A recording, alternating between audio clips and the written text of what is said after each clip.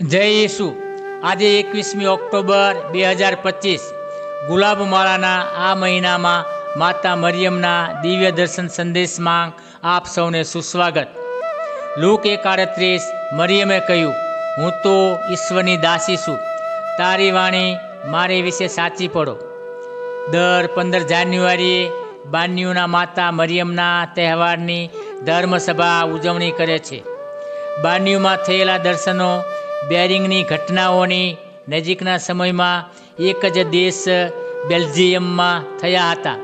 આ દર્શનનો મુખ્ય હેતુ હતો બીમાર, ગરીબ અને પીડિત લોકો માટે મરિયમનો પ્રેમ, હેત અને કાળજી માટે હતો।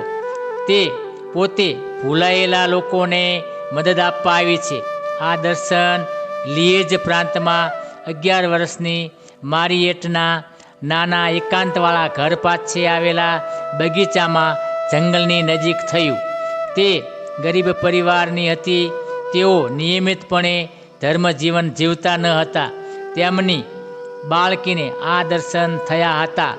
માતા મરિયમે 15 જાન્યુઆરી 1933થી 2 માર્ચ 1933 સુધી કુલ 8 વખત દર્શન આપ્યા હતા। મારિયટના કહેવા મુજબ તેણે એક અતિ સુંદર સ્ત્રીને પ્રકાશથી ચમકતી આકૃતિમાં જોઈ।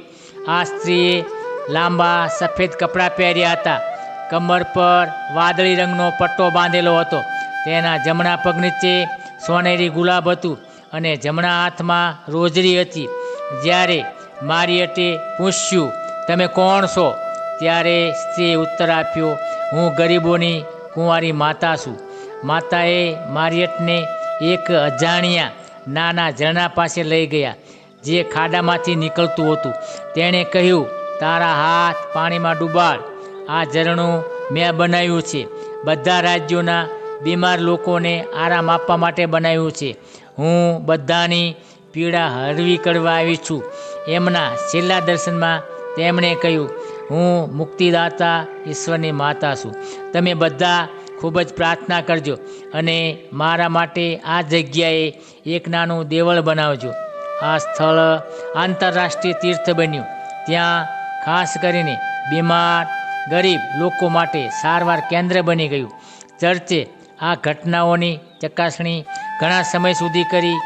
લિયેજના બિશપે 1949માં સત્તાવાર માન્યતા આપી। હે ગરીબો, ધન્યકુમારી માતા, તમે અમને ઈસુના સ્ત્રોત તરફ દોરો છો। અમે ગરીબ, બીમાર કે સંઘર્ષ કરતા લોકો સાથે તમારો પ્રેમ વહેંચી શકીએ તેવી વિનંતી કરજો। પ્રણામ મારિયા, કૃપાથી પૂર્ણ પ્રભુ તારી સાથે છે।